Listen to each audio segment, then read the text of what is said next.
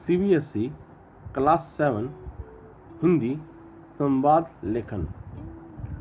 दो व्यक्तियों की बातचीत को ही संवाद कहा जाता है।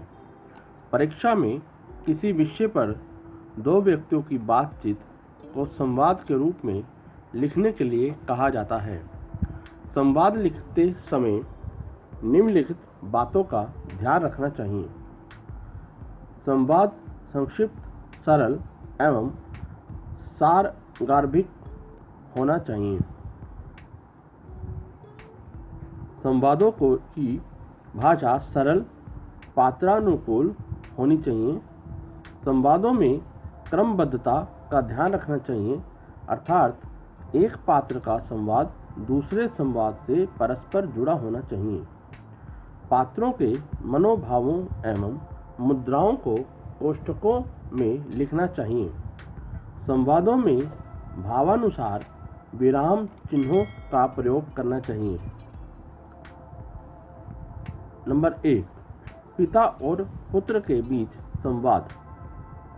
राहुल: पिताजी, मुझे अपने दोस्तों के साथ मॉल जाना है। पिता: नहीं राहुल, तुम अपने दोस्तों के साथ रहकर घुमक्कड़ होते जा रहे हो। तुमने पढ़ना लिखना तो बिल्कुल ही छोड़ दिया है। राहुल: नहीं पिताजी, अब मैं पढ़ूंगा, वादा करता हूँ। पिता: बेटे, ऐसे वादे तो रोज करते हो। राहुल: पर इस बार मैं पक्का वादा करता हूँ कि आपको 80% से ऊपर अंक लाकर दिखलाऊंगा।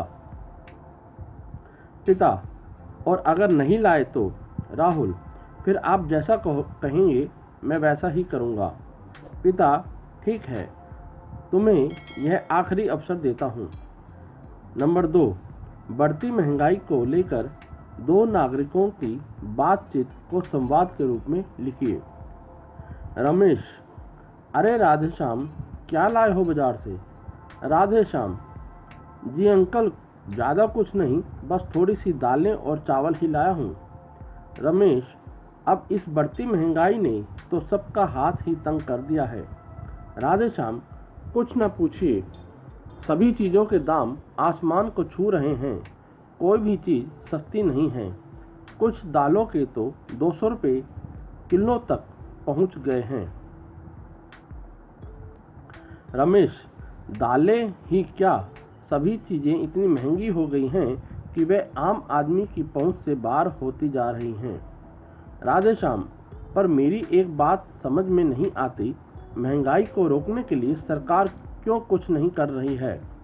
रमेश: अरे भैया, मुझे तो लगता है दाल में कुछ काला है, वरना सरकार चाहे तो क्या कुछ नहीं कर सकती। महंगाई के खिलाफ कानून बना सकती है, चीज़ों के दाम तय कर सकती है। राधेश्याम: यही नहीं, उचित दाम से अधिक मूल्य वसूलने वालों को धर पकड़ भी सकती है। रमेश: हाँ, सरकार आए दिन कुछ न कुछ बयान अवश्य देती है, कभी वादे करती है, कभी योजना बनाती है, पर ना तो वायदे कभी पूरे होते हैं और ना ही वह योजनाएं। राधेश्याम: आश्चर्य की बात यह है कि विपक्षी पार्टियां भी सरकार पर दबाव डालने के लिए कुछ नहीं कर रही हैं। नंबर 3, माँ और बच्चे के बीच संवाद। राधा: माँ, मुझे बहुत भूख लग रही है, आप डोनाल्ड का बर्गर मंगा दो। माँ: राधा, कल तुमने पिज़्ज़ा खाया था और सुबह मैगी। तुम्हें कितनी बार समझाया है कि यह कूड़ा अर्थात जंक फूड है, इसे नहीं खाना चाहिए। राधा: माँ, पिज़्ज़ा तो कल अक्षत के जन्मदिन की पार्टी में खाया था और मैगी भैया ने बनाई थी। माँ: पर गया तो तुम्हारे पेट में ना, नुकसान तो तुम्हारा हुआ ना।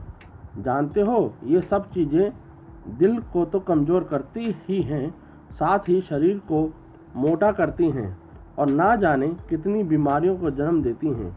तुम अपने शरीर को ऐसा करना चाहोगे?